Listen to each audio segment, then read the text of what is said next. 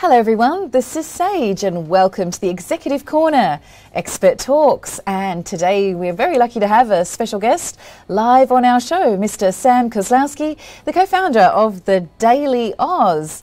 And we bring you the industry leaders, successful business owners, market and equity advocates all under one roof to help you discover the insights of the stock markets and help you understand how you can create multiple passive income streams. So in today's show we have Mr. Sam Koslowski, the co-founder of the Daily Aus. Welcome, Sam. It's a pleasure to meet you. Thank you very much for having me. Excellent. Well, to give the viewers some background, the Daily Aus is objective, digestible and punchy, in your own words, and providing concise news bites to the busy millennial in under 1 minute. That's quite an accomplishment. So, Sam, thanks for making time for us to share your insights on our show. I'm sure the viewers are keen to hear from you, so let's get started. The Daily Aus provides accessible news for over 110,000 on average young Aussies on Instagram every day, which can be read in under a minute. And our viewers would love to know more about the company's news platform, please. Sure. So we convey news on platforms. We've got our Instagram, which has over 110, now over 115. It's gone up 5,000 since I updated you on those numbers. So we're in a good period of growth. On our Instagram, then we also have a daily podcast and we also have a daily newsletter. And the aim of the company is to put news in the way of so look, rather it's something that they have where it's easy for them to get. Fantastic. Which demographic in particular is the company particularly targeting through this news platform?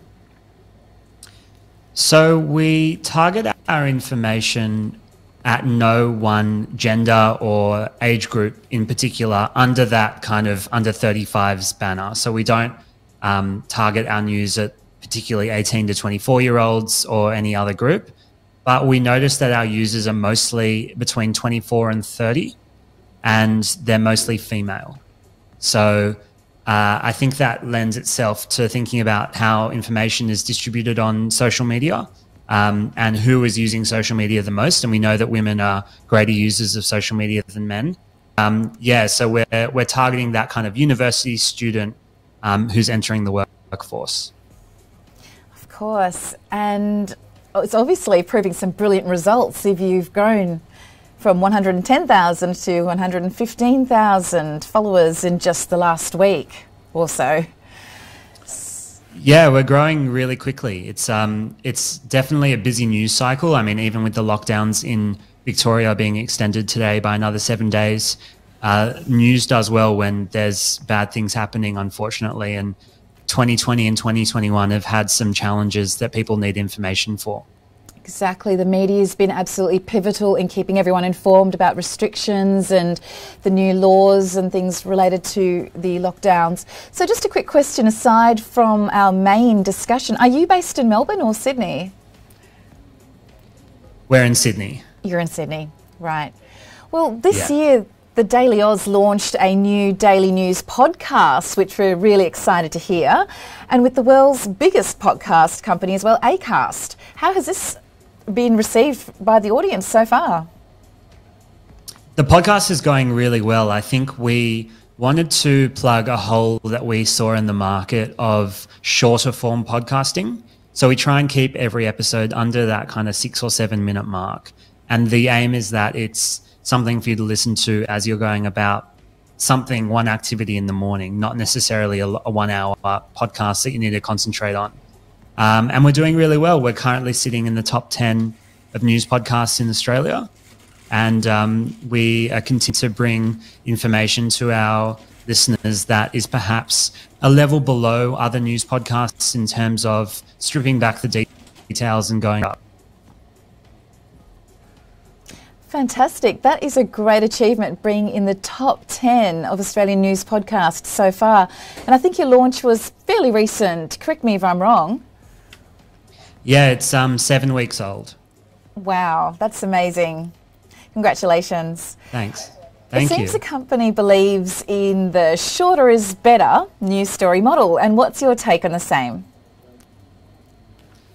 Shorter is definitely better because time is precious and we are busier than ever, especially when we're looking at a tiny screen on our phones. There's so much stimulus being thrown at us that if you can associate a frame and a positive experience with that, they're going to keep coming back for more.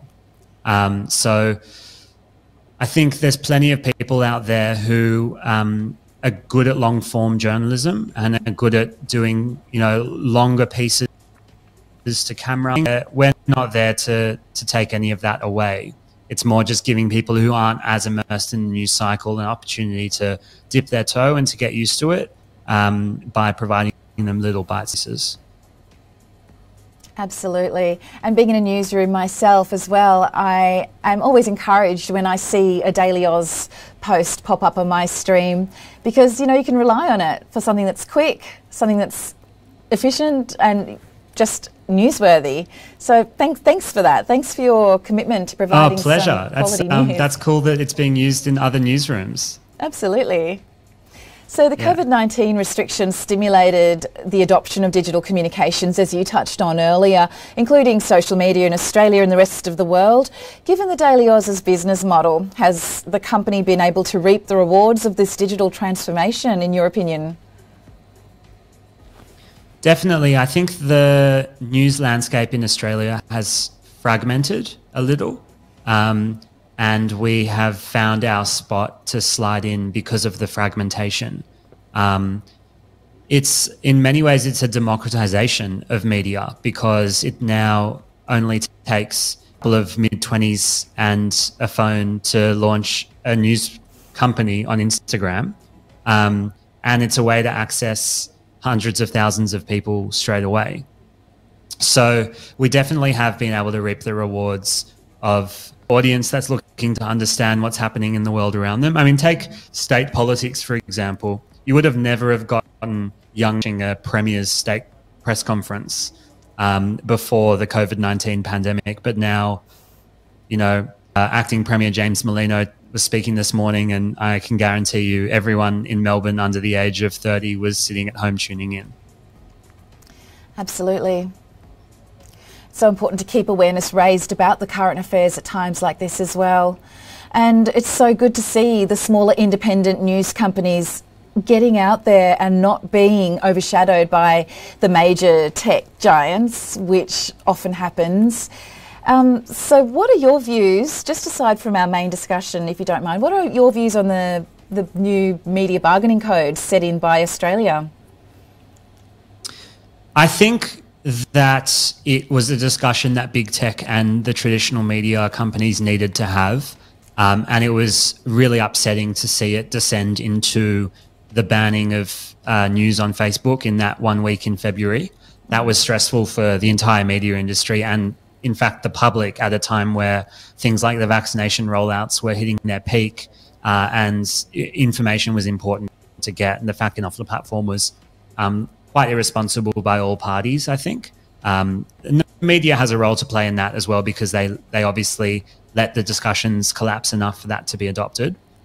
Now, I think that we need to find a solution to support journalism in Australia whilst recognising that there's habits. So I am encouraged to see the deals being struck with, this week between Nine and Google and Facebook. And I hope that the deals are just done in good faith and that there's consideration given to individuals well in terms of having a seat around the table. I have noticed that the deals are largely done between the huge media companies and the social networks. And I think there's some smaller digital publishers who are speaking to just as many people who would really benefit from those discussions as well. Absolutely, and I think it's started a precedent because the EU is now looking at discussing the same with those tech giants. So moving on, how do you think the Australian media landscape has transformed in the last few years? Well, I think that the descent of print media changed the Australian media landscape once and for all. And I'm sure there's further iterations to come, but I'd say that print media is now no longer a sustainable way to run a media business officially. And so I think that it took Australian media quite a while to adjust to the fact that all that lost revenue from print advertising and distribution needed to be filled somewhere else. What we saw, though, was attempt to work out how best to use news websites. And we're still not settled as an industry on what the best way to do that is. Is it a paywall that it doesn't allow you to access any articles? Is it advertising all over the website? Is it the selling of data? We're not sure. And there's so many different models out there that are testing different things. I think it'll be a few years of disruption before we can work out who's really succeeded and which models are not going well. I really like the Guardian's model of contributions and kind of the charitable giving aspects of media. And they've obviously done really well asking people to pay for quality journalism, and they have. That's so true. Yeah, that's very true. Because a lot of the news websites, the major ones, expect subscriptions from the readers. So I think the Definitely. Guardian's model does seem kind of democratic in a way. In today's dynamically changing world, according to you, how can media players stay one step ahead of the game? I think it's really important to have an eye on the upcoming platforms, which are often adopted first by younger people. So an example there would be Clubhouse, or a newer iteration of audio communication. That seems to be, to us, the next frontier, is this kind of live podcasting space. And what you'll notice is that it's always young people who adopt these technologies first, and they're often seen as fads or a bit of a phase, and then one big celebrity endorses the platform, and then all of a sudden it goes into the mainstream. So we always try to look for what young people are using organically, and what that says about the direction that media consumption is heading in. And this year it's really been an explosion of audio. True. And so at a time when Australia's media sector is already technologically and economically advanced, in your expert opinion, what does the future hold for this promising industry? I think the continuing rise of smaller players. It's been an industry that has been dominated by two major players for a very long time, and it's now the tools are available to everyone to disrupt that industry, and that's really exciting. And it's really exciting especially for consumers who are given more choice than ever before. The media players for success in the industry is going to be longevity. So it's going to be being able to stick around for longer than a year or 2 years, and establish your presence in the market long term, because news is always about forming a habit, and it's always about regular, slow, and that's something that's really important to get their head around.